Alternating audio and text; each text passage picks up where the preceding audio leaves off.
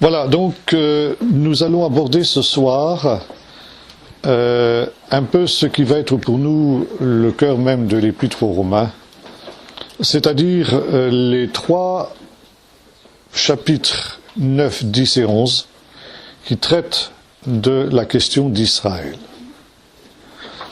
Avant toute chose, je voudrais replacer ces trois chapitres dans le contexte général de l'Épître aux Romains. Comme on a eu déjà l'occasion de le dire, pour la plupart des commentateurs, on ne voit pas très bien l'articulation qu'il y a entre ces trois chapitres et ce qui précède. Dans la plupart des commentaires, on part de l'idée que le but essentiel de Paul, dans l'Épître aux Romains, c'est d'exposer son évangile, c'est-à-dire le salut par la foi. Et comment s'articule ce propos, ce but que Paul se propose d'atteindre, qui est justement d'exposer la justification par la foi? Comment s'articule ce thème de la justification par la foi avec la question de ces trois chapitres? Et la plupart des commentateurs considèrent que ces trois chapitres sont en fait un appendice, un peu à part de l'épître, et qui sont une espèce de parenthèse que fait Paul pour évoquer un peu ce mystère d'Israël. C'est tellement vrai que un certain nombre de commentateurs, Luther par exemple, n'ont jamais commenté ces trois chapitres. Parce que pour eux, ils sont en quelque sorte étrangers à l'intention de Paul dans l'épître. Mais si, comme nous l'avons vu, et comme nous l'avons dit, le but de l'Épître aux Romains n'est pas, dans un premier temps en tout cas, d'exposer le salut par la foi, mais c'est de poser la question, quel est, dans le cadre de la Nouvelle Alliance, les rapports à la fois sur le plan doctrinal et sur le plan pratique des Juifs et des non-Juifs dans l'Église, et notamment dans le cadre de la Nouvelle Alliance. Si nous considérons qu'il s'agit là du thème essentiel de Paul dans l'Épître aux Romains, de son intention essentielle, alors non seulement ces trois chapitres 9, 10 et 11 ne sont pas un appendice à part du reste, mais ils constituent tout simplement le cœur même de l'Épître. Et c'est dans ce cadre-là que nous allons l'envisager. Voyons d'abord, résumons rapidement ce que nous avons pu dire dans les sessions précédentes. Nous avons vu que dans un premier temps, Paul va démontrer la parfaite égalité des Juifs et des non-Juifs face à la perdition et donc aussi face au salut. Que l'on soit juif ou non-juif, tout être humain est pécheur et par conséquent placé sous la condamnation que la Torah prononce sur tout ce qui est transgression et révolte. Et le fait d'être juif et de pratiquer les œuvres de la loi, c'est-à-dire ce qui fait, nous l'avons vu, l'identité juive et non pas les exigences morales de la Torah, c'est-à-dire essentiellement la circoncision, le Shabbat, la cacheroute et les fêtes. Et nous avons vu, beaucoup de Juifs de son temps pensaient que le fait de respecter ces choses, c'est-à-dire d'être juif et de vivre à la juive, suffisait pour le salut. Nous l'avons vu, ce qui ressort notamment de l'expression que Paul emploie dans la controverse d'Antioche avec Pierre. Nous, qui sommes juifs de naissance, dit-il à Pierre, nous ne sommes pas pécheurs d'entre les nations. Et les Juifs de l'époque de Paul considéraient que seules les nations avaient droit au titre de pécheurs. Ça ne veut pas dire, bien sûr, qu'il n'y avait pas aussi des pécheurs au sein du peuple d'Israël, les publicains, les prostituées, les péagers, les gens de mauvaise vie. Bon, mais c'était des gens justement qui se marginalisaient par rapport à la communauté d'Israël. Mais à partir du moment où l'on respectait l'essentiel du judaïsme, et notamment l'essentiel des rites, alors cela suffisait à garantir le salut. Faux, dit Paul. Et le fait justement de vivre sous la Torah, c'est-à-dire de vivre sous ces ordonnances-là, n'est absolument pas une garantie du salut. Et ce ne sont pas seulement les païens qui sont pécheurs, mais aussi tout Israélite qui ne connaît pas le Seigneur comme son sauveur est placé lui aussi sous la condamnation du péché. Ceux qui ont péché sans la Torah seront jugés sans la Torah, dit l'apôtre Paul, c'est-à-dire les païens. Ceux qui ont péché avec la Torah seront jugés par la Torah, c'est-à-dire les Juifs. Bien. Donc, le salut en Jésus s'impose également aux Juifs comme aux non-Juifs. Il n'y a pas deux chemins de salut, un pour les Juifs et un pour les non-Juifs. Deuxième point, le salut par la foi, qui est effectivement un des points quand même essentiels de l'exposé de Paul, est parfaitement cohérent avec l'enseignement de la Torah. Et cette justification par la foi ne remet pas en cause la Torah. Elle ne l'abolit absolument pas, comme on l'a cru dans un certain christianisme. Et Paul pose la question au chapitre 3, verset 31, est-ce que nous abolissons la Torah par la foi? Bien au contraire, nous établissons la Torah. Et nous avons vu qu'au travers de l'exemple d'Abraham et d'autres exemples que Paul prend, Paul démontre que la Torah enseignait dès le départ que le salut se ferait par la foi. Maintenant, il est vrai que la venue de Jésus, sa mort et sa résurrection, introduisent une nouveauté. Ça veut dire qu'il y a une continuité, mais il y a aussi une discontinuité. La Torah est immuable, nous l'avons vu, pas un trait de lettre, pas un iota ne peut bouger, nous a dit Jésus, et Paul est d'accord avec cette affirmation bien sûr, mais la Torah se prête à des interprétations nouvelles dans chaque situation nouvelle. Et avec la venue de Jésus, du Messie par conséquent, une situation nouvelle est apparue. Et cette situation, elle est aussi celle qui avait été annoncée par la Torah dans sa dimension prophétique, à savoir que Dieu, après la venue du Messie, ferait grâce aux païens.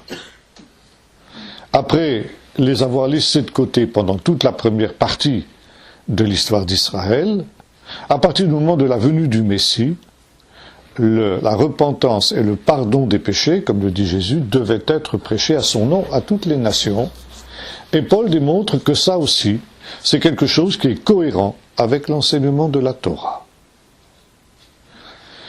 Par conséquent, aucune remise en question de la Torah, même si, effectivement, il y a quelque chose de nouveau. Alors il y a néanmoins une relativisation, à cause de la venue de Jésus, d'un certain nombre de lois et de commandements de la Torah qui avaient pour but de faire une séparation entre juifs et non-juifs. Car, en ce qui concerne le salut, par conséquent dans l'Église et dans le plan de Dieu, il n'y a plus aucune différence entre juifs et non-juifs. Il n'y a aucune supériorité du juif sur le non-juif, même si il y a une priorité. Voilà donc ici les quatre points essentiels que nous avons établis dans nos études précédentes. Et maintenant, justement, se pose la question du peuple d'Israël, ou plus exactement, la question de ce que Paul va appeler le mystère d'Israël. En quoi Israël est un mystère, ça, nous allons le voir. Mais il y a, à ce stade de la réflexion de Paul, qui évidemment, on est à fond ici dans cette perspective que nous avons évoquée. Quel est dans l'ordre des choses de la nouvelle alliance la relation nouvelle des juifs et des non-juifs? Bon, nous avons vu, aucune différence. Aucune différence quant au péché, aucune différence quant au salut, relativisation de tout ce qui pouvait justement marquer jusqu'alors dans la Torah cette différence, et tout cela est parfaitement conforme avec ce que la Torah a enseigné. Bien. Maintenant, se pose une question qui vient tout naturellement sur les lèvres des Romains, des chrétiens de Rome, et qu'on peut formuler peut-être de la manière suivante.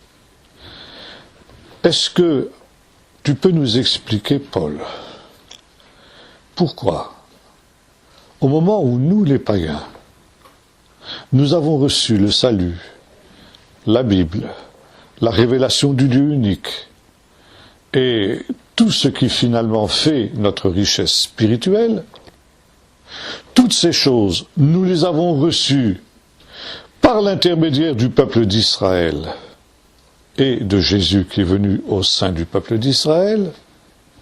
Comment se fait-il qu'au moment où nous, les païens, nous avons reçu ces choses des mains du peuple d'Israël, Israël n'a pas reçu le Messie? Israël ne l'a pas reçu. C'est un paradoxe. Ce salut en Jésus, nous l'avons reçu par Israël, et au moment où nous, les païens, nous recevons ce salut par le peuple d'Israël ne le reçoit pas. C'est ça le mystère d'Israël. Et nous avons vu, un mystère, c'est une réalité, une vérité biblique, mais qui n'apparaît pas à l'esprit de l'homme quand il lit la parole de Dieu. Il lui faut une révélation du Saint-Esprit pour qu'il le comprenne, ce mystère. Le mystère, c'est justement que Israël devait rejeter le message du Messie. Est-ce qu'il y a des textes bibliques qui laissent entendre un pareil paradoxe? C'est quelque chose qui fait problème et qui continue aujourd'hui à faire problème pour de nombreux chrétiens et pour une grande partie de l'Église. Alors, est-ce que toi, Paul, tu peux nous expliquer ce mystère?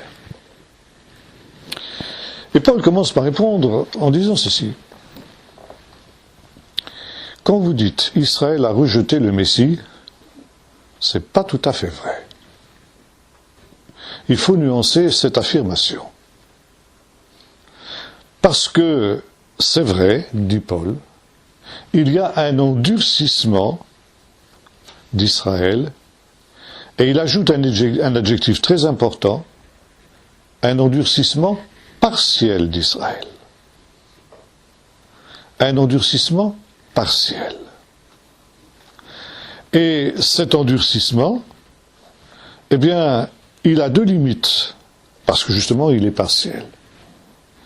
Il a une première limite dans l'espace, et il a une deuxième limite dans le temps. Une première limite dans l'espace, d'abord.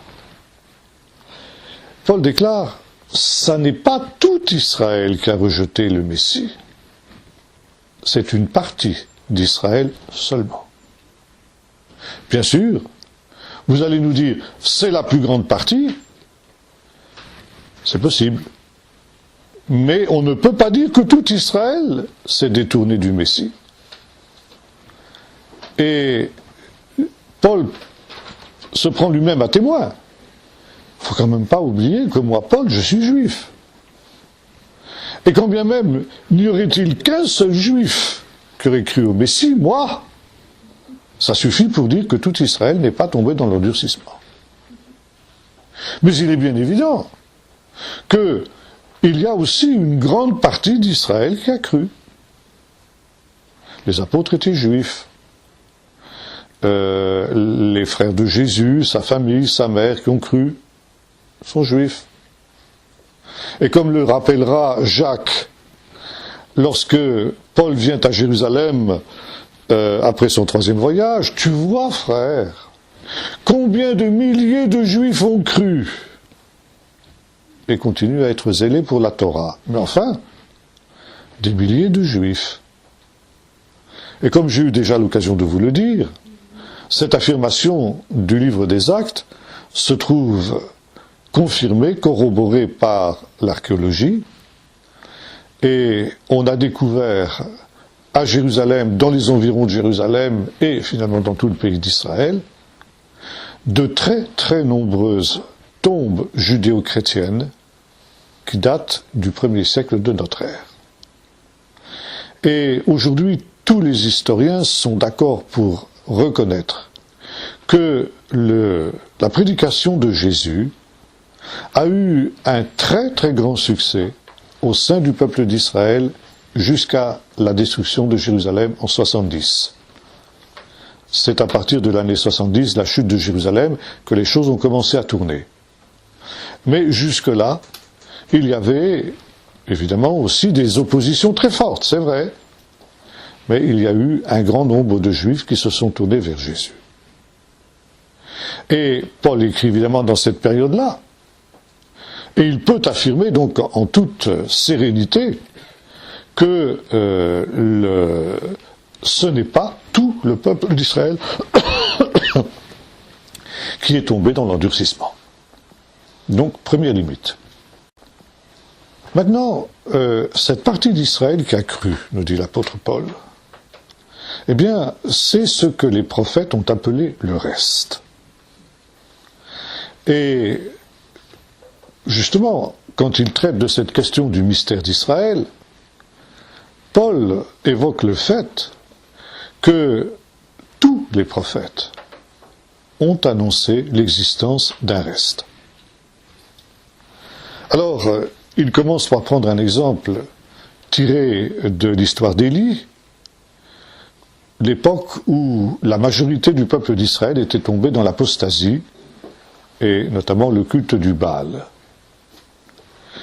Et Élie, vous le savez, pensait qu'il était le dernier, le seul des fidèles de l'Éternel. Et Dieu lui dit, je me suis réservé 7000 hommes qui n'ont pas plié les genoux devant Baal. Et Paul conclut, il y a donc un reste selon l'élection de la grâce. Donc ici, premier exemple. Il cite ensuite des textes tirés de différents prophètes, et notamment d'Ésaïe, où il est question du reste. Quand bien même le nombre des fils d'Israël serait comme le sable des mers, un reste seulement reviendra. Et Paul commence par affirmer à ses correspondants romains, il ne faut pas se scandaliser et il ne faut pas s'étonner outre mesure du fait qu'aujourd'hui, une majorité du peuple d'Israël soit dans l'incrédulité et dans l'endurcissement. Parce que quand on considère l'histoire du peuple d'Israël, ça a toujours été comme ça. La plus grande partie du peuple a toujours été infidèle, et les prophètes ont souvent fustigé et souligné ces infidélités du peuple, mais il y a toujours eu au sein du peuple d'Israël, même dans les époques les pires, et l'histoire d'Élie est là pour le montrer, c'était une des pires époques, mais même aux époques des pires, il y a toujours eu un reste fidèle. Et ce reste fidèle, quelle que soit son importance numérique, nombreuse ou peu nombreuse, c'est pas le problème. Mais ce reste fidèle donne sens à la vocation d'Israël. À cause de l'existence et de la persistance de ce reste fidèle, le plan de Dieu par rapport à Israël peut se réaliser, peut s'accomplir. Et ce reste fidèle, nous dit l'apôtre Paul, est en réalité le véritable Israël. Il y a cette persistance tout simplement par le fait de la grâce de Dieu. Ce n'est pas que ces Israélites fidèles soient meilleurs que les autres, mais tout simplement qu'ils ont été l'objet d'une grâce de Dieu, parce que Dieu est obligé de rester fidèle aux promesses qu'il a faites aux patriarches. Et par conséquent, il se doit de maintenir à chaque génération et à chaque époque, même aux époques de pire infidélité, un reste qui sera un reste fidèle, qui sera le véritable Israël. C'est dans l'Épître aux Galates qu'on trouve aussi une expression qui a été à l'origine d'une grande confusion. Paul, à la fin de l'Épître, déclare à ses correspondants « Paix sur tous ceux qui suivent cette règle », c'est-à-dire ce qu'il vient d'évoquer, et sur l'Israël de Dieu. Et la conclusion de la plupart des commentateurs en tout cas, c'est que cet Israël de Dieu était en réalité l'Église.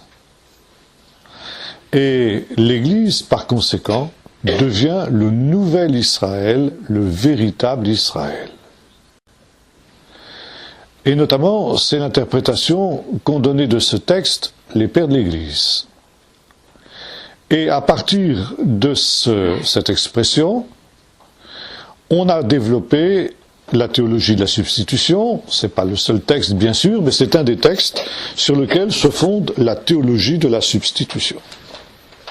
Vous voyez, disent les partisans de cette thèse, que Israël a bien été déchu de ses prérogatives, et ces prérogatives ont été transférées à l'Église, qui est devenue l'Israël de Dieu, c'est-à-dire le peuple qui suit les règles qui ont été édictées par Jésus et par l'apôtre Paul en particulier.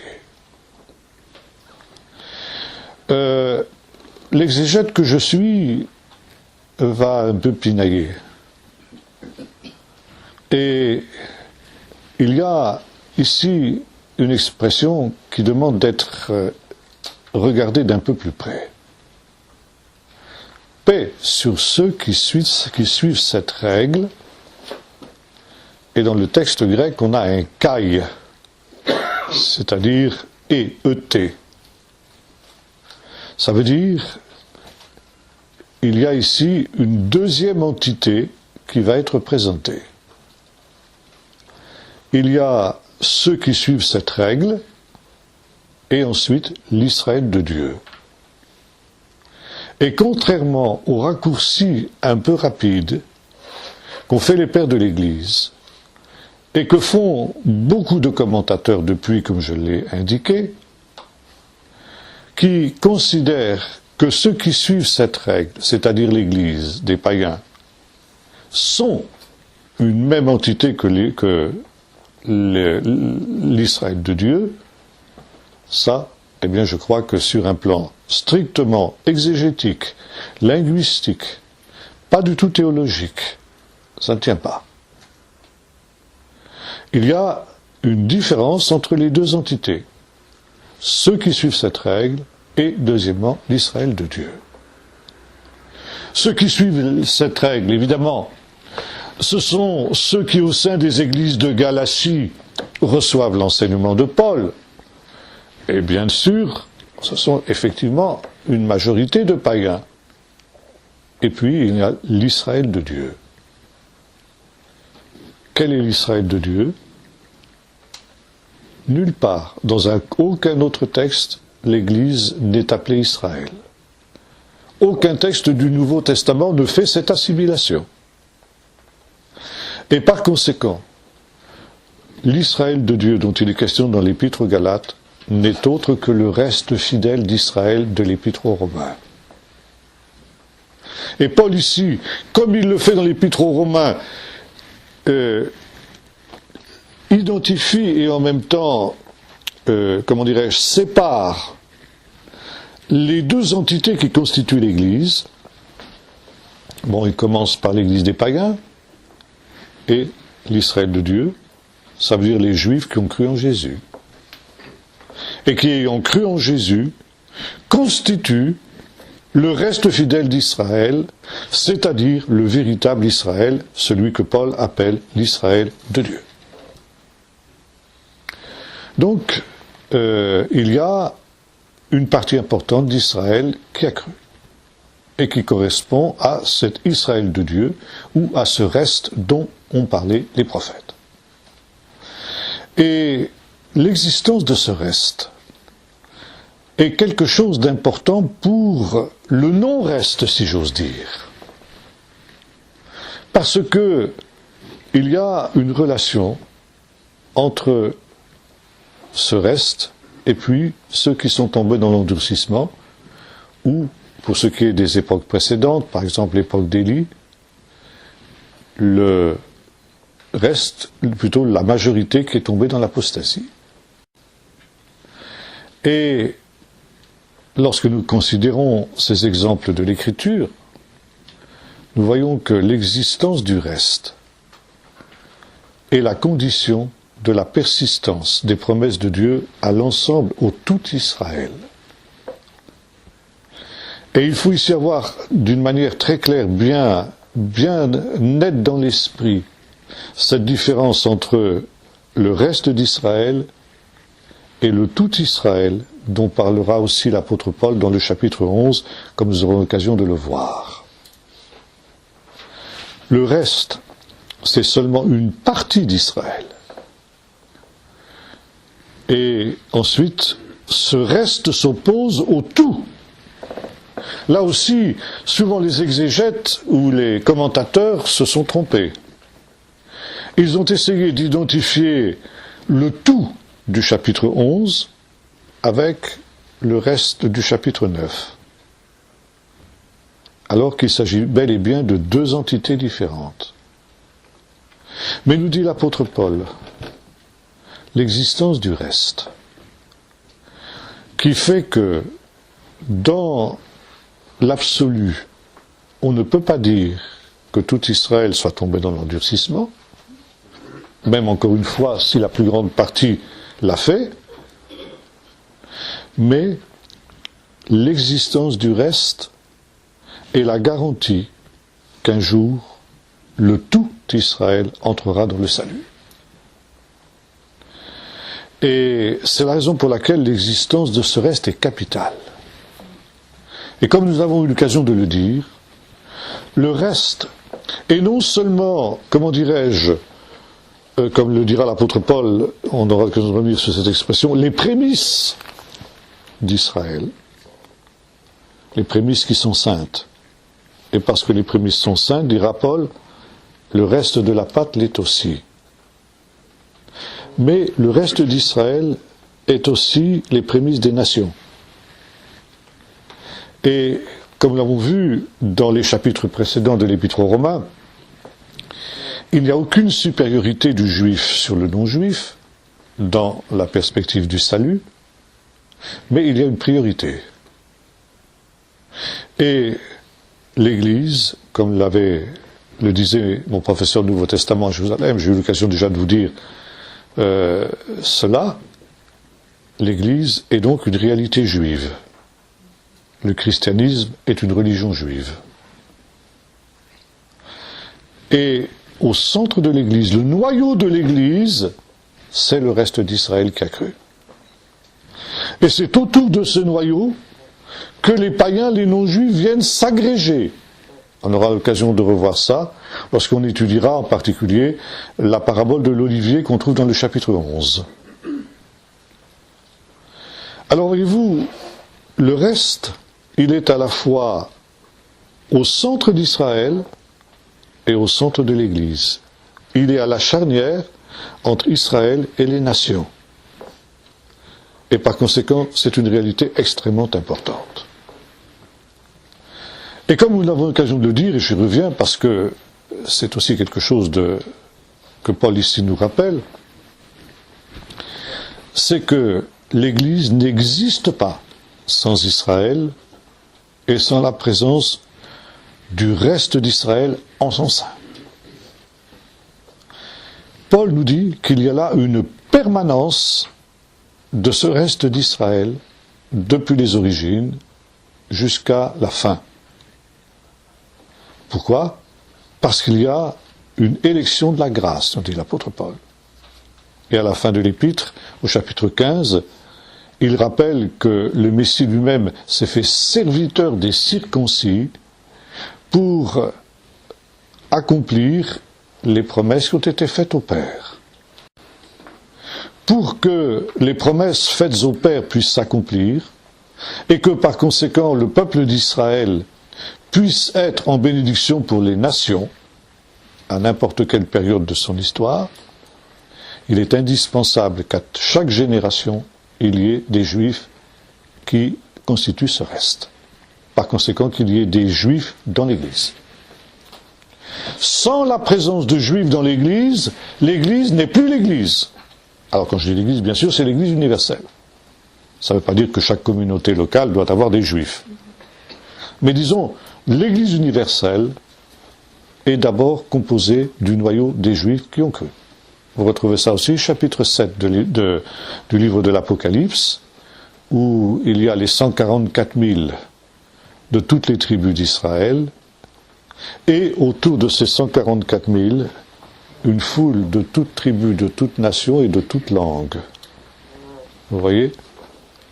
Alors je sais bien que lorsque nous considérons l'histoire de l'Église, eh bien nous dirons, mais il y a eu des périodes où il n'y avait pas de Juifs dans l'Église. Si, il y en a eu. Le problème, c'est qu'on ne les a pas reconnus comme tels.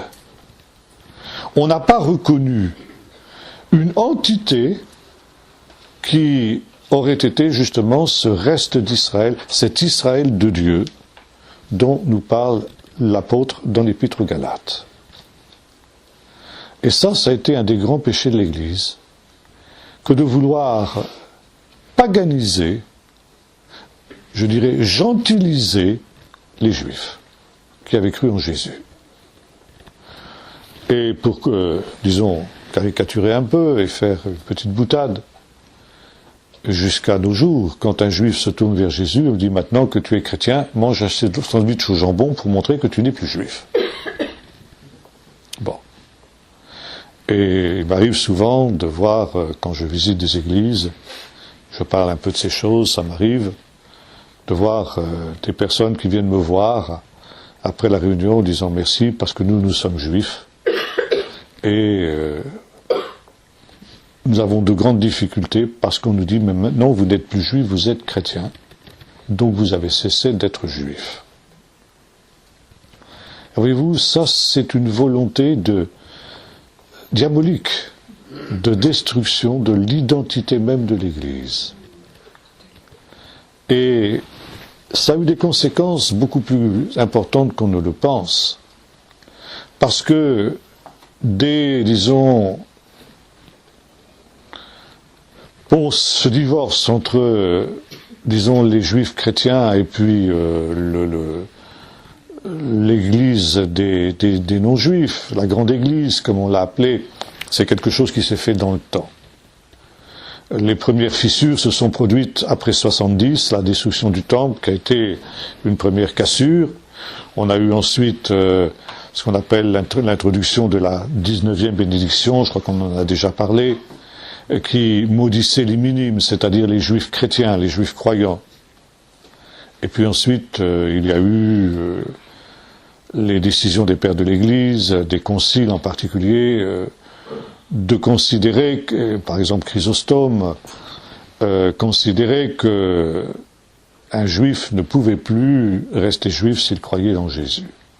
Bon, déjà on a un peu ça avec la première génération des pères, avec les apologètes, on trouve un peu ça déjà chez un homme comme Justin Martyr. Mais enfin bon, disons que c'est Chrysostome surtout qui va être celui qui va trancher le dernier lien qui reste, et puis aussi Augustin, quand il va abolir définitivement le décret apostolique. Bien. Et alors, le résultat, c'est que l'Église n'aura plus de lien avec le peuple d'Israël. Et elle va devenir une religion étrangère. Et elle continue à être considérée aujourd'hui par les Juifs comme une religion étrangère. ou une religion au demeurant avec laquelle on peut dialoguer sur un certain nombre de bases, mais une religion étrangère, qui est sortie du judaïsme, ça les juifs le reconnaissent, mais qui aujourd'hui s'est complètement séparée du judaïsme et qui n'a plus rien à voir avec le judaïsme. Or, nous l'avons vu, jamais Paul n'a eu l'intention de créer une religion nouvelle, jamais il n'a eu l'impression que son christianisme le coupait de ses racines juives, il le rappelle ici. N'oubliez pas, dit-il, que moi je suis juif, mais son christianisme était l'accomplissement de ses espérances en tant que juif. Par conséquent, pour lui, il n'y avait pas de rupture. Il y a eu rupture parce que justement, on a voulu ignorer ce que Paul a voulu enseigner dans ces 3 chapitres, 9, 10 et 11 de l'Épître aux Romains. Et ce que Paul ici veut surtout souligner avec force auprès des païens de Rome, mais aussi des païens de tous les lieux, de tous les temps, c'est qu'ils n'ont pas d'existence propre en dehors d'Israël. Et Paul est bien conscient que par le jeu de la démographie, par le fait aussi que il y a peut-être une ouverture plus grande chez les païens que chez certains juifs par rapport à l'Évangile. Les païens vont devenir majoritaires dans l'Église dans 2, 3 générations. Et par conséquent, ils vont prendre le pouvoir dans l'Église. Et les 3 chapitres 9, 10 et 11 sont un plaidoyer pathétique de Paul auprès de ces païens, en leur disant à peu près ceci: quand vous serez majoritaires dans l'Église, je vous en supplie, n'oubliez pas vos frères juifs et faites-leur une place, la place à laquelle ils ont droit. Reconnaissez-les, non pas comme des supérieurs, nous l'avons vu, mais comme des frères aînés. Et comme justement ces racines qui vous portent, ces racines et ce tronc de l'olivier sur lequel vous avez été greffés, on aura l'occasion de le revoir, contre votre nature. C'est une greffe qui n'est pas naturelle. Mais eux, au contraire, pour ce qui les concerne, la greffe est naturelle. Et par conséquent, comme me le disait mon pasteur quand j'étais à Jérusalem, un juif ne se convertit pas. Il ne change pas de religion. Il revient à Dieu, mais il revient à Dieu selon justement ce qu'a été sa véritable vocation de juif. Il accomplit pleinement sa vocation de juif. Je fais ici allusion à un pasteur que peut-être certains d'entre vous ont connu ou dont ils ont entendu parler, le premier pasteur messianique de Jérusalem, qui était Zev Kaufman. Zev Kaufman, qui avait connu le Seigneur en Afrique, dans des circonstances que j'ai déjà évoquées, sur lesquelles je ne reviendrai pas. Il avait cru, il avait réalisé que Jésus était véritablement le Messie d'Israël. Mais était arrivé un moment où il avait hésité. C'est quand il s'était agi de sauter le pas du baptême. Parce que le baptême dans la tradition juive est considéré comme un véritable acte de trahison. Être baptisé, c'est vraiment embrasser la religion de l'ennemi. C'est passer à l'ennemi. Et Zev Kaufman, quand il se trouvait confronté avec cette question du baptême, se posait la question suivante: si je me fais baptiser, est-ce que je ne vais pas trahir mes pères qui ont donné leur vie pour rester fidèles à la vocation d'Israël? Est-ce que je ne suis pas en train de renier tout cet héritage pour lequel mes pères ont versé leur sang? Et il en était là dans ses réflexions quand il a lu l'Épître aux Romains, et notamment ce texte sur lequel nous sommes déjà arrêtés: le véritable juif, ce n'est pas seulement celui qui a la circoncision de la chair, c'est ça aussi, ne l'oublions pas. Mais c'est aussi celui qui a la circoncision du cœur. Là aussi, il y a dans les commentaires chrétiens une bonne dose de confusion. Et je parlais tout à l'heure de l'Israël de Dieu que l'on assimile avec l'Église, le virus Israël, le véritable Israël. Et finalement, on considère que le véritable, pas juif, mais le véritable israélite, ça vous trouvez ça dans la littérature des pères de l'Église, c'est celui qui a la circoncision du cœur, c'est-à-dire le païen. Si l'Église est l'Israël de Dieu, le nouvel Israël, alors les membres de l'Église sont aussi des Israélites. Alors on oppose les Israélites, qui sont ceux qui ont la circoncision du cœur, et les Juifs qui ont la circoncision de la chair seulement. Alors nous pouvons nous passer de la circoncision de la chair, mais nous avons la circoncision du cœur. On oublie une chose, c'est que cette notion de la circoncision du cœur, elle n'est pas propre à Paul. Il l'emprunte tout simplement à Moïse. Le même Moïse qui a exigé des Israélites qu'ils soient circoncis dans la chair. Et il dit, dans les temps de la fin, chapitre 31 du livre de Deutéronome, le Seigneur circoncira ton cœur. Et voyez-vous, les deux circoncisions ne sont pas incompatibles. Et un juif n'a pas à renier sa circoncision. Et Paul le rappelle, as-tu été appelé circoncis, ne fais pas disparaître ta circoncision. 1 Corinthiens 7. Mais il a à ajouter la circoncision du cœur à cette circoncision de la chair. Circoncision qui est aussi quelque chose que le païen, circoncision du cœur, que le païen doit aussi bien sûr adopter. Mais il faut se souvenir que cette circoncision du cœur, pour le païen, ne fait pas de lui un juif, ne fait pas de lui un israélite. Évidemment, l'expression circoncision du cœur, c'est une métaphore, c'est une image. Ça n'est évidemment pas quelque chose à prendre au pied de la lettre.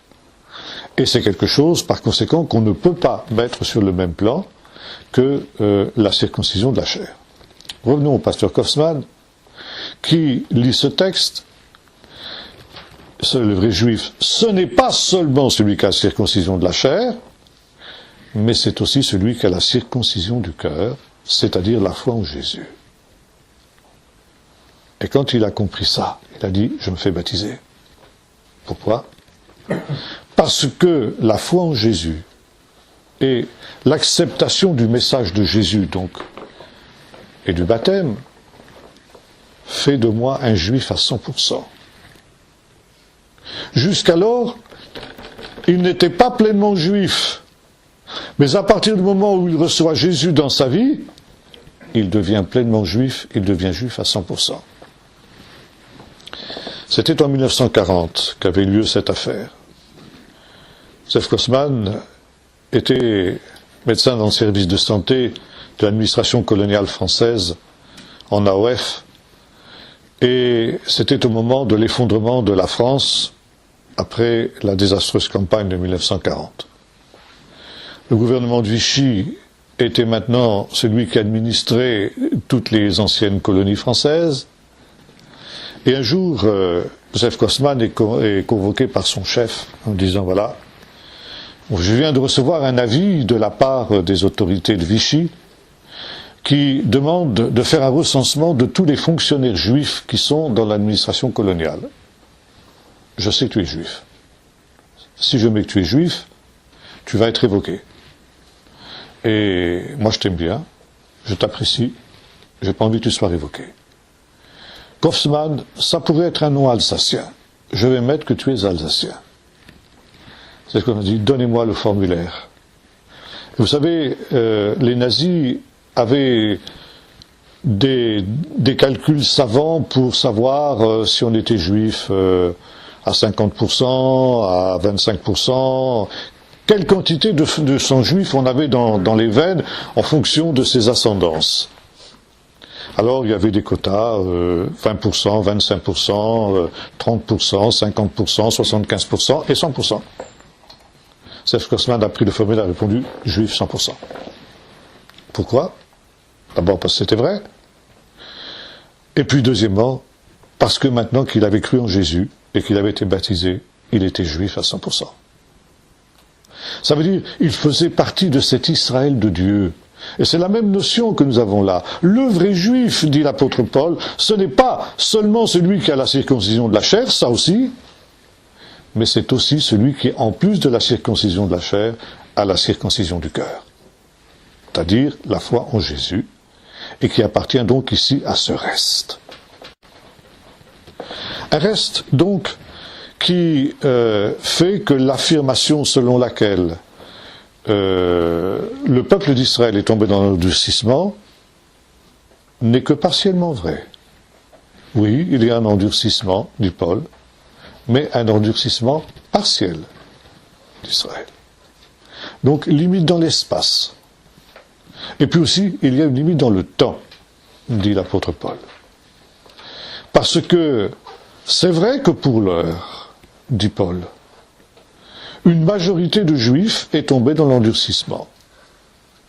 Et cela, nous dit Paul dans les premiers versets du chapitre 9, c'est pour lui une douleur permanente. Je dis la vérité dans le Messie, je ne mens pas, ma conscience m'en rend témoignage par le Saint-Esprit. J'ai une grande tristesse et un chagrin continuel dans le cœur, car je souhaiterais être moi-même anathème, séparé du Messie, pour mes frères et pour mes parents selon la chair. Paul ici souligne cette douleur permanente qu'est la sienne de voir la majorité de son peuple dans cet état, une douleur telle, une tristesse telle, qu'il serait prêt à sacrifier son propre salut comme Moïse était prêt à le faire quand Dieu, après l'apostasie du veau d'or, voulait détruire Israël.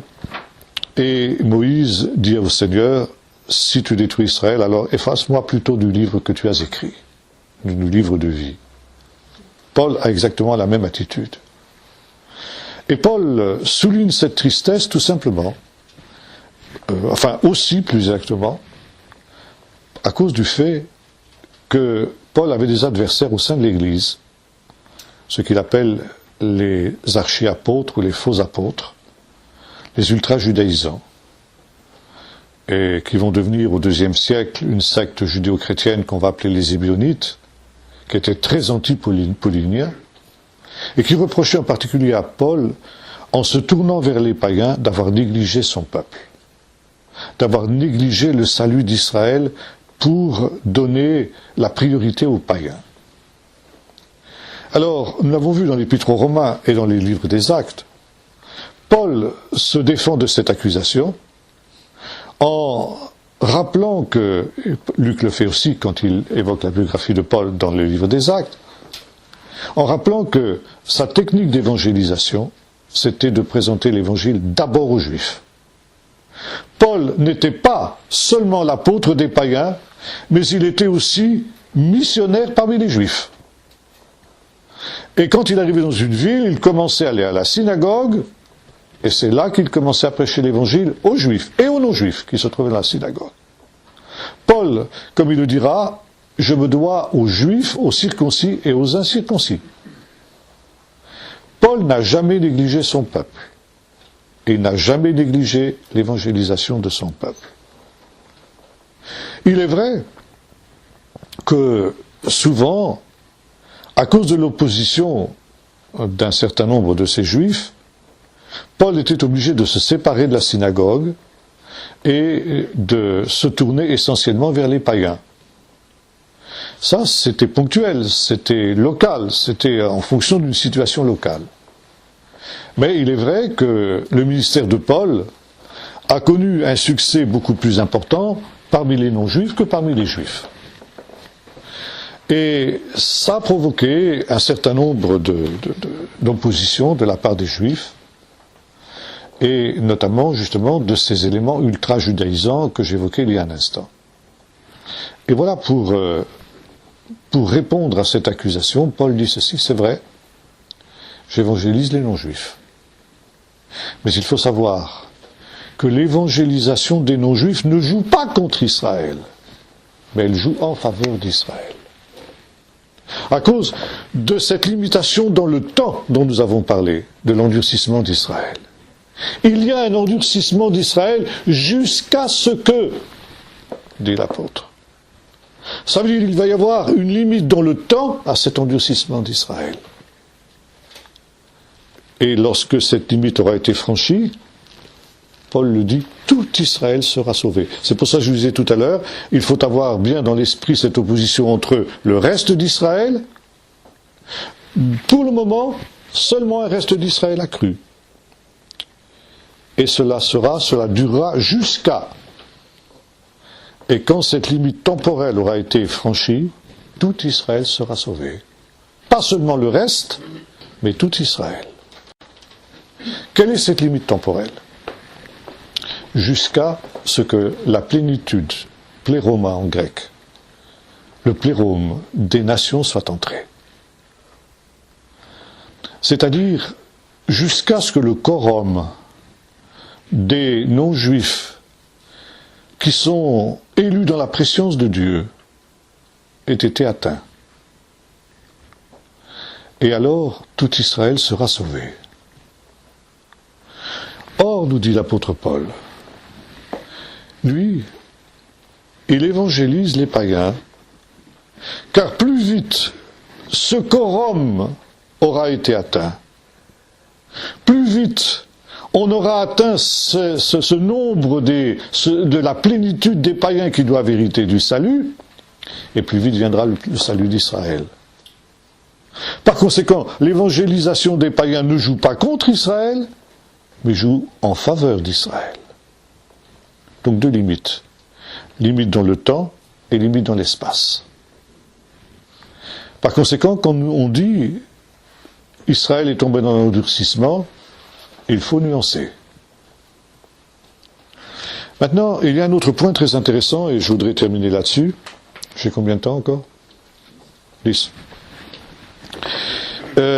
Nous avons lu tout à l'heure dans Romains 9, le verset 3, « Je souhaiterais moi-même être anathème, séparé du Messie pour mes frères, mes parents selon la chair. » Et maintenant, écoutez bien la suite. « Qui sont israélites. » Remarquez le temps du verbe. Non pas qui étaient, mais qui sont. Ils sont israélites, à qui appartiennent, présents également, et non pas appartenaient, l'adoption, la gloire, les alliances, la Torah, le culte, les promesses, les patriarches, et de qui est issu selon la chair le Messie, qui est au-dessus de tous, Dieu béni éternellement. Amen. Longue liste de privilèges d'Israël. Et voyez-vous, ce qui est remarquable dans ce texte, c'est que Paul applique ces privilèges à la partie d'Israël qui est tombée dans l'endurcissement. Ce qui veut dire que cette partie d'Israël qui est tombée dans l'endurcissement, bien qu'elle soit dans cet état, n'a rien perdu de ses privilèges, n'a rien perdu de son élection, continue à être le peuple de Dieu et continue à avoir toutes les prérogatives qui lui ont été données par le Seigneur depuis toujours, depuis la vocation des patriarches. Ça veut dire que malgré le faux pas d'Israël, on aura l'occasion de revenir sur cette expression, rien de fondamental n'est remis en question par rapport à la vocation du peuple juif et par conséquent du juif pris individuellement. Alors ça ne veut pas dire, bien sûr, que ce juif incrédule soit sauvé. Ça, nous avons vu qu'il faut dissocier, et ça c'est ce que nous avons beaucoup de mal à faire, il faut dissocier le salut et l'élection. Un païen, quand il se tourne vers Jésus, il reçoit à la fois salut et élection. Les deux réalités n'en font qu'une, et se télescopent. Et c'est justement la différence entre le païen et le juif, tel que Paul le définit. le juif participe à l'élection par sa naissance biologique au sein du peuple d'Israël. Et quoi qu'il dise, quoi qu'il fasse, rien de cette élection n'est retranché. Même à la limite, et j'en connais, un juif qui dit « je ne veux pas être le peuple élu », parce que si être le peuple élu c'est souffrir, je préfère ne pas appartenir au peuple élu. Eh bien qu'il ça lui plaise ou non, du fait qu'il est né au sein du peuple d'Israël, il appartient au peuple élu. L'élection n'est pas remise en cause. Mais ça n'a rien à voir avec le salut. Un juif se trouve dans une situation paradoxale, un juif non croyant en tout cas, se trouve dans une situation paradoxale que Paul souligne un peu plus loin. Quand il emploie une formule qui est un petit peu une clé de ce mystère d'Israël. En ce qui concerne l'Évangile, ils sont ennemis à cause de vous, mais ils sont aimés à cause de leur Père. Et c'est justement le paradoxe du mystère d'Israël. C'est que ce juif incrédule, il est à la fois ami et ennemi de Dieu. Il est dans une situation d'hostilité à son Dieu parce qu'il n'a pas cru dans le Fils, et pourtant, Dieu continue à l'aimer. Il se trouve donc dans cette situation où il est exclu du salut à cause de son incrédulité, comme un païen est exclu du salut s'il est incrédule lui aussi. En cela, comme nous l'avons vu dans les chapitres précédents, il n'y a aucune différence entre le juif et le non-juif.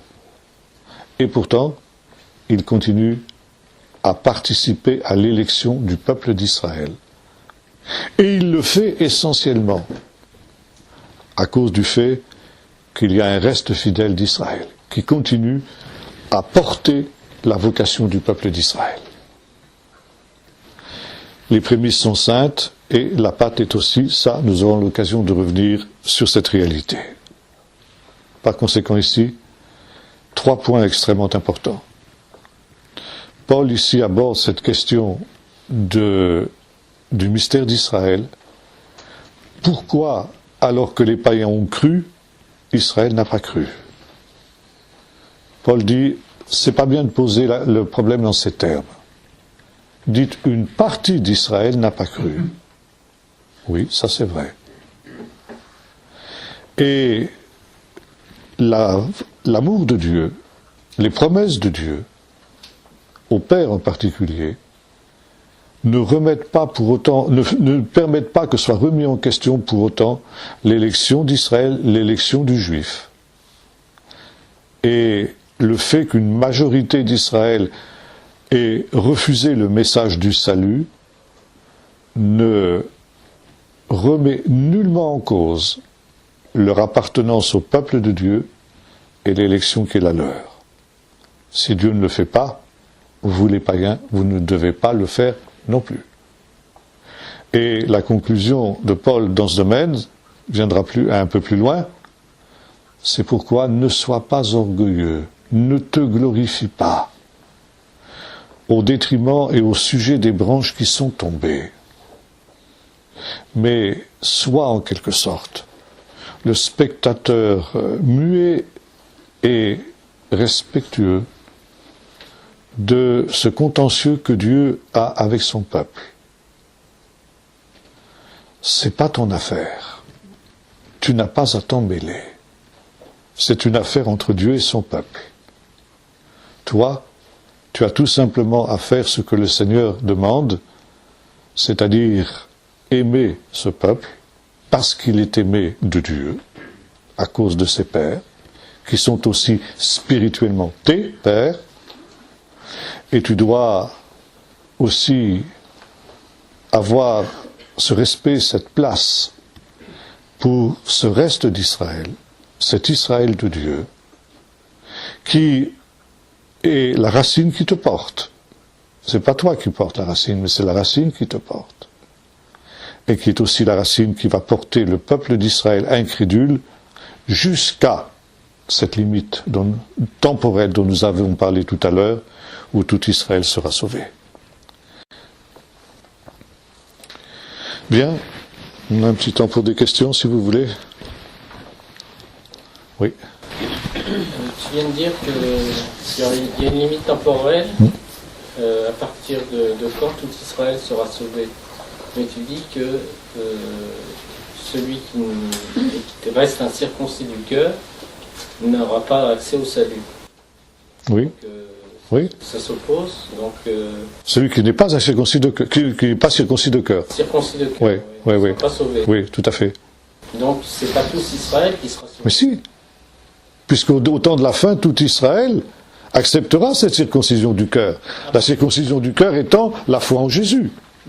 Et tout Israël acceptera au temps de la fin. Et oui, c'est pour ça que je vous ai dit, faites attention de ne pas tomber dans l'erreur des pères de l'Église et des commentateurs de confondre le reste avec le tout. D'accord. Parce que justement, dans la plupart des commentaires, on vous dit, finalement, quand Paul dit tout Israël sera sauvé, c'est-à-dire tout l'Israël de Dieu, tout le reste.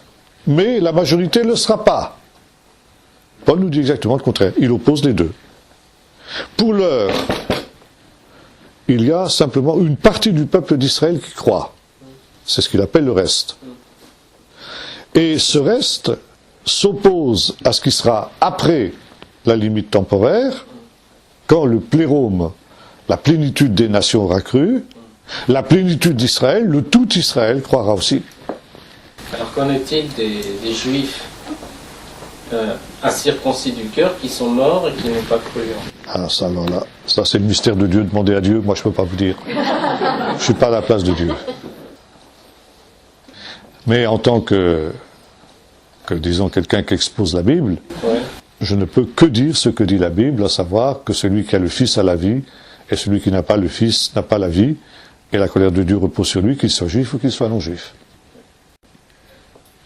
Bien, quelqu'un avait posé une question, oui?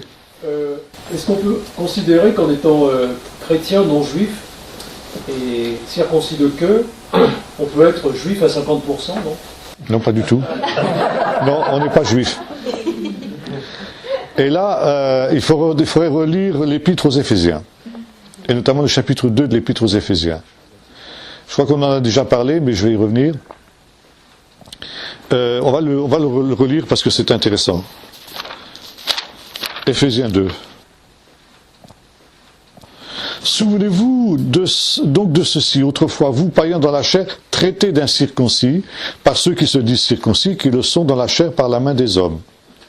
Vous étiez en ce temps-là sans Messie, et là nous avons un mot grec qui est introduisible en français.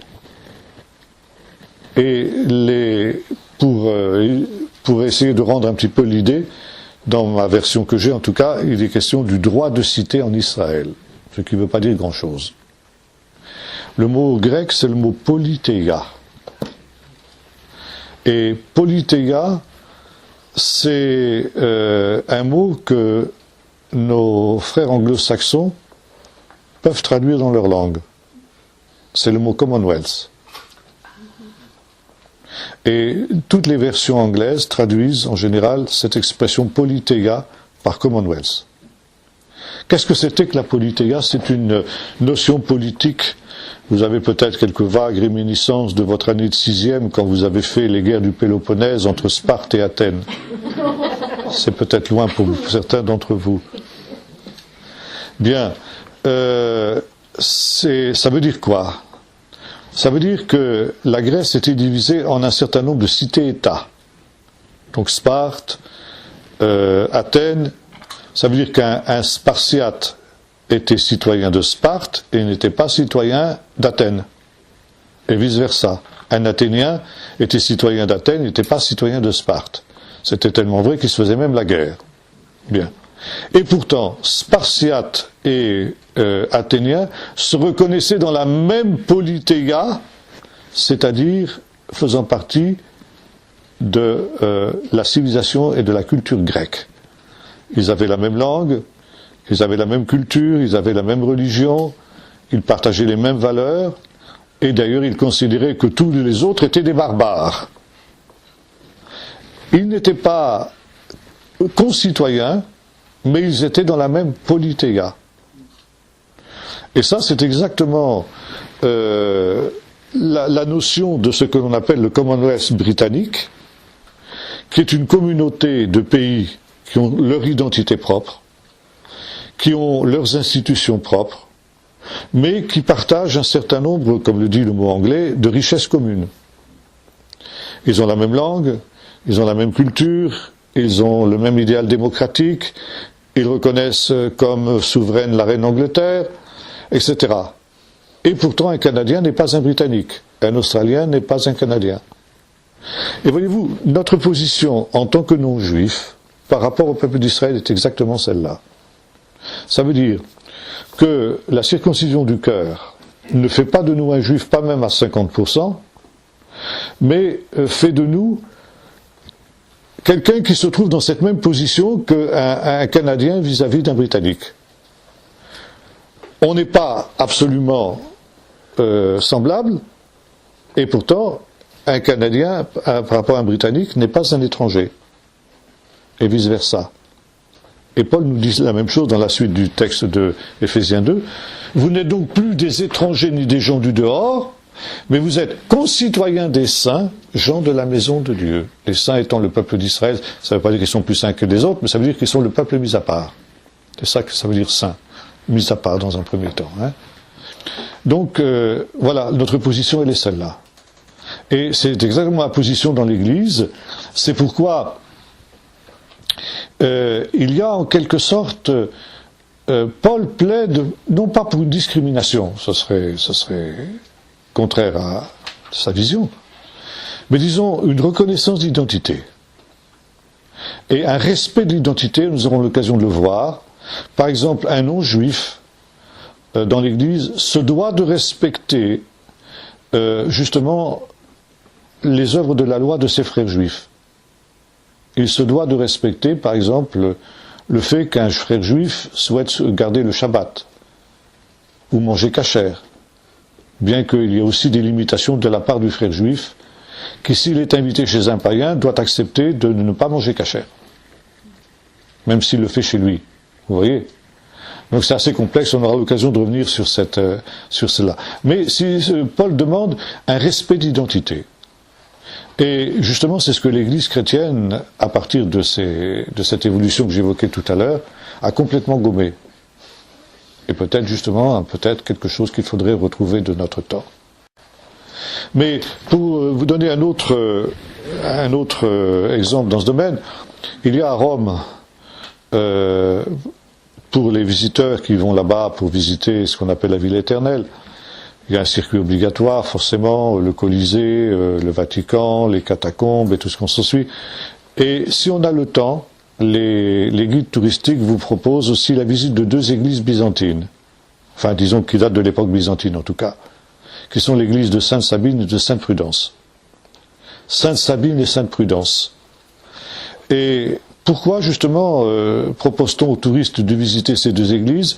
Parce que ces 2 églises ont un pavement de mosaïque splendide, qui représente 2 jeunes femmes qui se font face. Et sur la première, au-dessus de la tête de la première, il y a une inscription en latin, Ecclesia ex circoncisione, l'église des circoncis. Et au-dessus de cette inscription, il y a la figure de l'apôtre Pierre, qui était l'apôtre des circoncis. La deuxième jeune femme qui lui fait vis-à-vis, vous avez une inscription en latin aussi, Ecclesia ex gentibus, l'église des gentils, des non-juifs. Et au-dessus, vous avez la figure de l'apôtre Paul, l'apôtre des gentils. Ce qui veut dire qu'à cette époque-là, on est, disons, au 5e, 6e siècle de notre ère, l'église de Rome reconnaissait encore qu'il y avait 2 entités dans l'église. Et, d'une certaine manière, devait encore un peu respecter cette identité. C'est très intéressant parce que, à cette époque-là, en principe, le divorce était consommé. Et ceux qui avaient fait les frais de ce divorce, c'était les juifs chrétiens. Ça, j'ai écrit tout un article dans une dernière revue Keren sur l'histoire des juifs chrétiens et la manière dont ils ont été persécutés des 2 côtés. Persécutés par les juifs parce que chrétiens et persécutés par les chrétiens parce que juifs. jusqu'à ce qu'ils disparaissent au IXe siècle. C'est au IXe siècle qu'on perd définitivement leurs traces dans la région d'Alep, en Syrie. Question aussi, donc en fait, aujourd'hui, le reste d'Israël, ce reste dit d'Israël, on peut le définir ou... Bon, d'abord, il a toujours existé, disons, mais un peu dissous dans la grande église, quoi. Hein. Ça veut dire que ça et là, il y a toujours eu un certain nombre de juifs qui ont cru en Jésus et qui se sont, comme on disait à cette époque-là, convertis. C'est le cas, par exemple, en Espagne.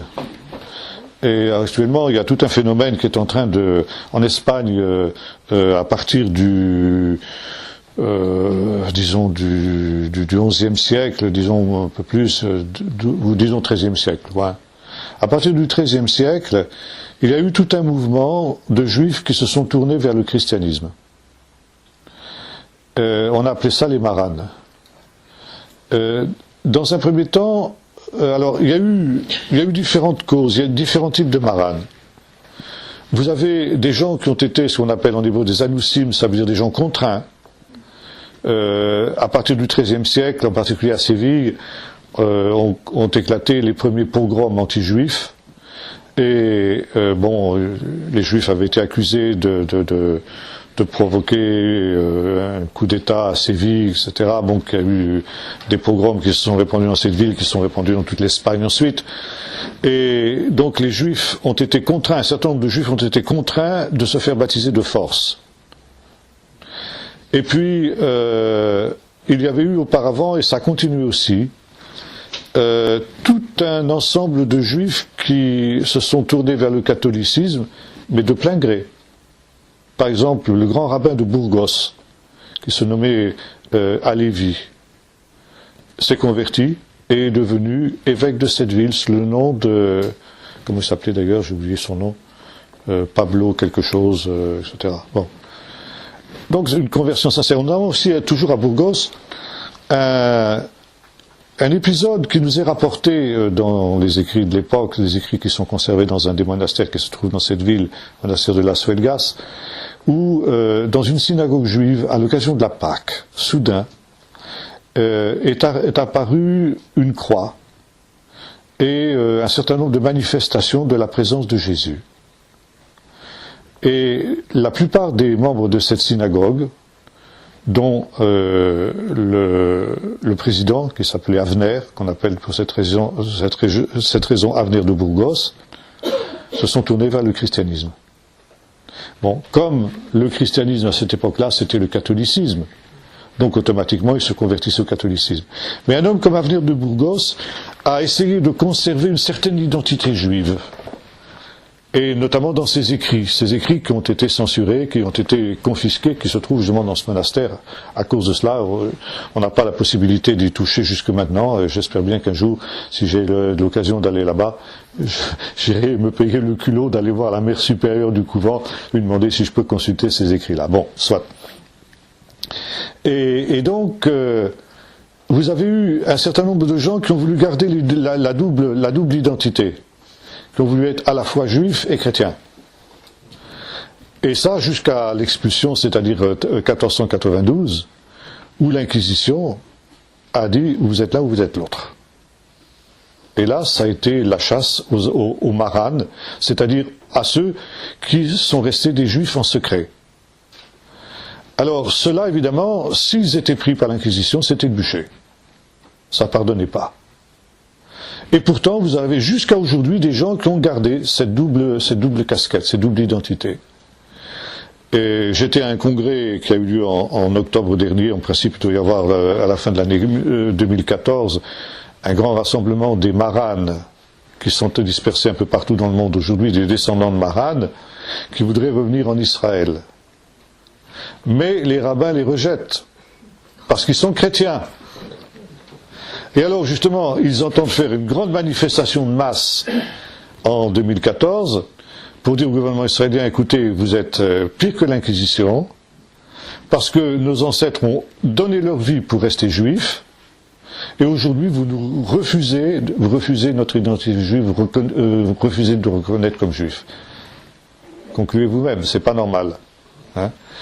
Alors, il y a eu évidemment ceux qui ont joué la comédie. Il y a eu aussi des maranes qui, pour sauver leur vie, ont fait semblant d'être chrétiens et puis étaient tout à fait non sincères. Mais le phénomène marane est beaucoup plus complexe que le raccourci qu'on en fait généralement en disant c'est des gens qui ont été contraints de jouer la comédie. Il y avait des gens qui étaient sincères, mais qui voulaient à la fois être juifs et chrétiens. Donc il y a eu, pour revenir à ce qu'on disait, il y a eu à cette époque-là une grande proportion de juifs chrétiens dans l'Église espagnole et pire encore dans l'Église du Portugal. Parce qu'après ils se sont rendus au Portugal. En Amérique du Sud, alors là, en Amérique du Sud, ça pullule. Les descendants de Maran, ça pullule. On en trouve dans toutes les colonies portugaises, ex-portugaises. Par exemple, j'ai rencontré en Espagne il y a quelques années une jeune fille noire elle était responsable d'un des syndicats d'initiative et elle me dit qu'est-ce que vous faites là? C'était hors saison touristique. Je lui dis je suis à la recherche de crypto-juifs. Elle me dit j'en suis. Je lui dis quoi? Elle me dit oui. Elle était descendante, elle était originaire des îles du Cap-Vert.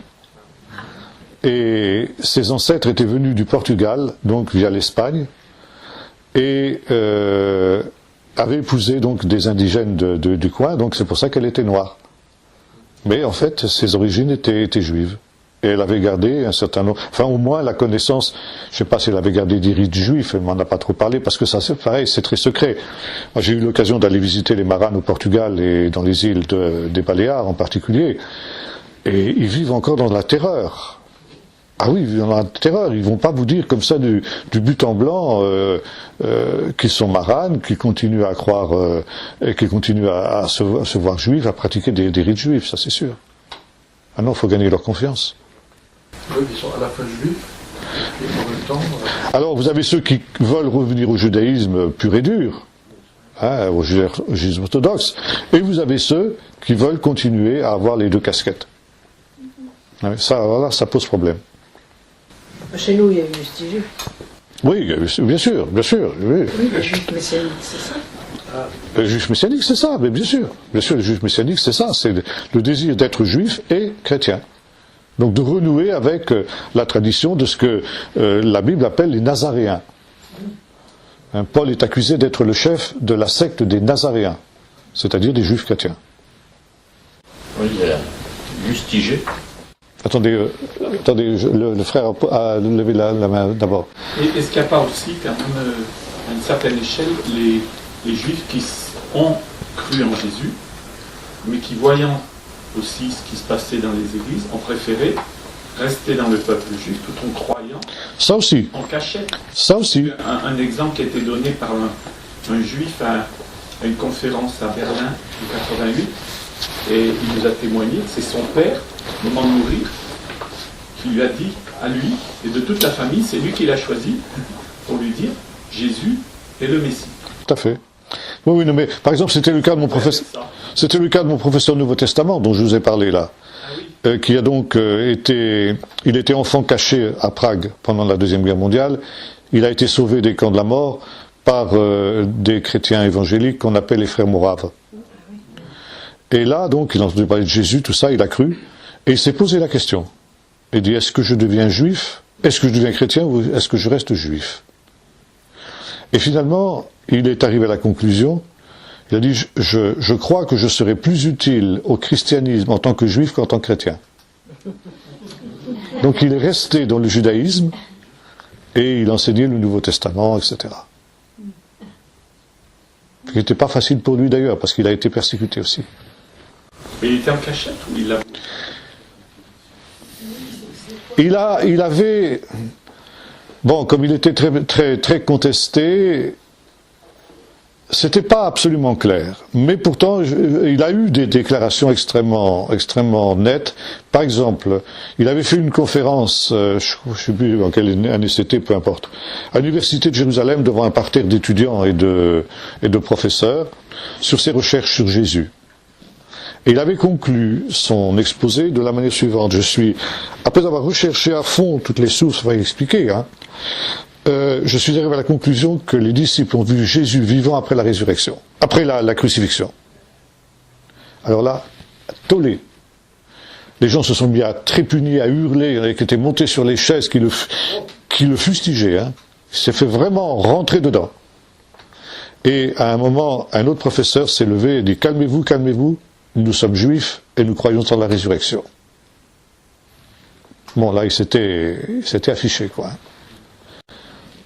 Je m'interroge sur la place des Juifs qui ont étudié l'Évangile, qui considèrent Jésus au plus haut niveau, et qui s'arrêtent au niveau prophète et pas au niveau... Ah ben ils sont pas messianiques, ils sont pas chrétiens. C'est évident. Ouais, il y en a. Oui. Attendez, je crois que le frère avait demandé la parole d'abord. Il y a eu une interview de Monseigneur Litigé et une personne qui a posé à brûle pour point. Mais vous êtes juif ou vous êtes chrétien? Ben oui. Alors, il y a eu un temps de quelques secondes et il a répondu « Je suis juif ». Ben oui. Bien sûr. Voilà, c'est le cas que... C'est ce que Paul dit. Il n'a jamais dit « Je suis chrétien », il dit « Je suis juif ». Je suis juif. Pas de problème. Est-ce qu'il y a des juifs qui croient comme les musulmans que c'est quelqu'un d'autre qui est mort à la croix? Ah non. Ça c'est une vieille hérésie qui date des premiers siècles de l'Église, qu'on appelle l'hérésie d'Ocète. Et comme il y avait donc des gens de cette secte qui avaient fui, parce qu'ils étaient persécutés par l'Église officielle, l'Église melkite, comme on les appelait, c'est-à-dire l'Église de l'empereur, ils s'étaient réfugiés dans les oasis de Yatrib, donc de Médine et de la Mecque. Et c'est comme ça que Mohammed c'est le christianisme qu'il a connu. Le christianisme hérétique. C'est pour ça que finalement, la vision qu'il a de Jésus est hérétique. Elle est hérétique sur deux plans. Et les deux hérésies majeures de cette période-là se retrouvent dans l'islam, dans le Coran. D'abord, l'hérésie arienne, ce que le frère disait un instant, c'est Jésus n'est pas le fils de Dieu, il est juste un prophète. Et puis l'hérésie d'Ocète. Jésus n'est pas un véritable homme. C'est-à-dire, l'hérésie arienne, c'est Jésus n'est pas véritablement Dieu, et l'hérésie d'Ocète, Jésus n'est pas véritablement homme. Il avait simplement une apparence humaine, c'est pourquoi il n'a pas été crucifié, il a été enlevé au ciel et un sosie lui a été substitué. Oui. Ma question était celle-ci. Comment les Juifs perçoivent-ils le Messie? Est-ce que Jésus le prennent comme Dieu ou comme un prophète? Justement, c'est tout le problème qu'on traite à partir de l'Épître aux Romains. La majorité du peuple d'Israël jusqu'à nos jours ne croit pas que Jésus est le Messie, et par conséquent encore moins qu'il est le Fils de Dieu.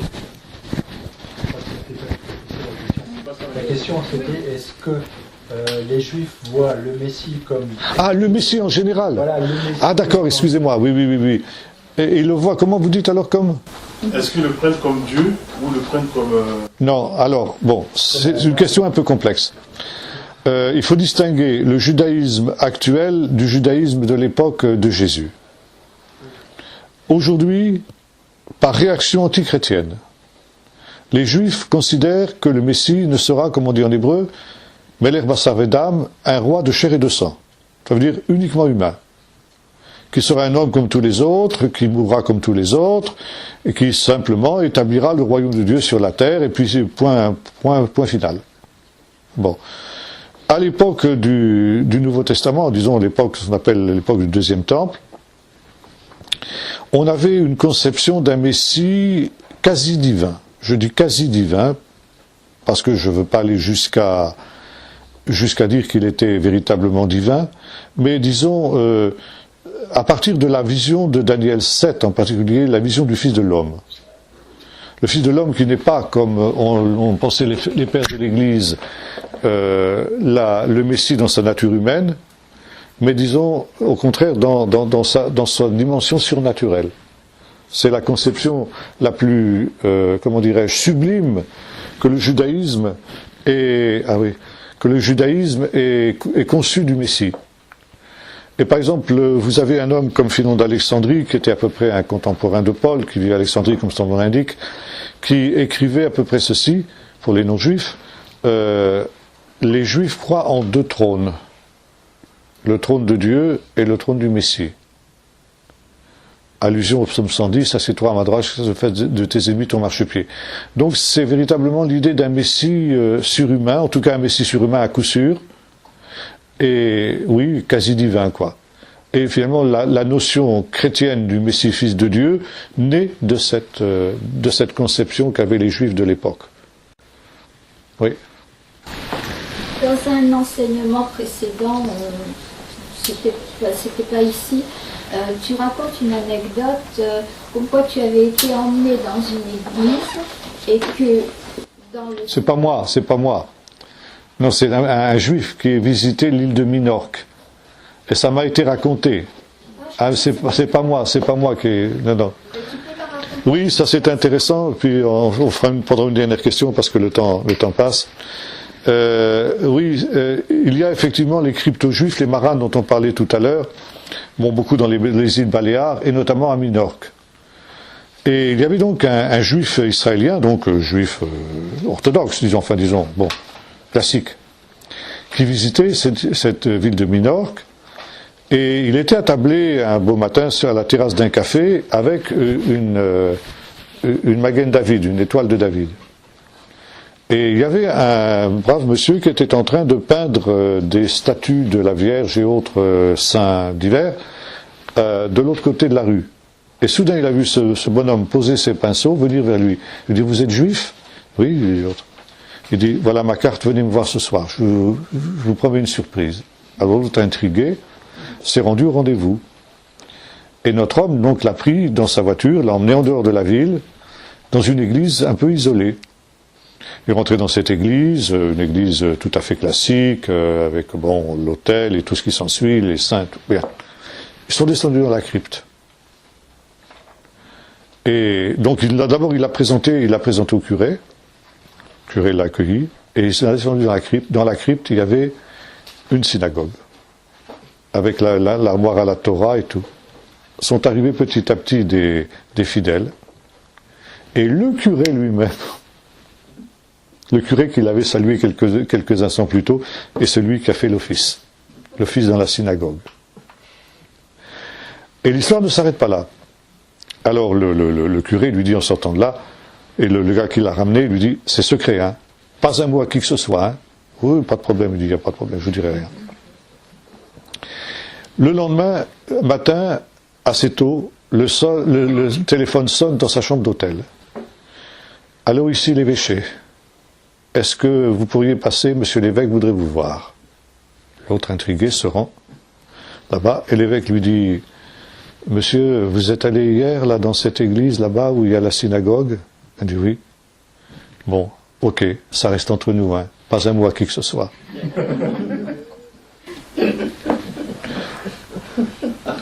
Donc l'évêque était au courant. Ça se faisait avec l'accord de l'évêque. Bien, dernière question, et puis on va s'arrêter là. Ce que vous nous avez dit, là, ça m'éclaire aussi sur le passage où Jésus dit à la Samaritaine, vous adorez ce que vous ne connaissez pas, nous, les Juifs. Donc en fait, ça veut dire, si on reprend vos termes, c'est tous les Juifs, nous les Juifs, nous adorons ce que nous connaissons. Oui. Et là, donc, il s'adresse à tout Israël. Bien sûr. Ce qui est assez, assez étonnant. Hein, mais... Bien sûr. Et on retrouve ce qu'on a lu tout à l'heure dans les premiers versets du chapitre 9. Les Israélites qui sont et qui ont toutes ces privilèges. C'est exactement ce que Jésus dit à la Samaritaine. C'est à cause de l'élection. À cause de l'élection. Et ils ont le véritable culte, ils ont il y a toute une dimension, comment dirais-je, de vérité qui se trouve au sein du peuple d'Israël. Et, excusez-moi, je dirais pas ça sur la place publique parce que je pourrais être mal compris.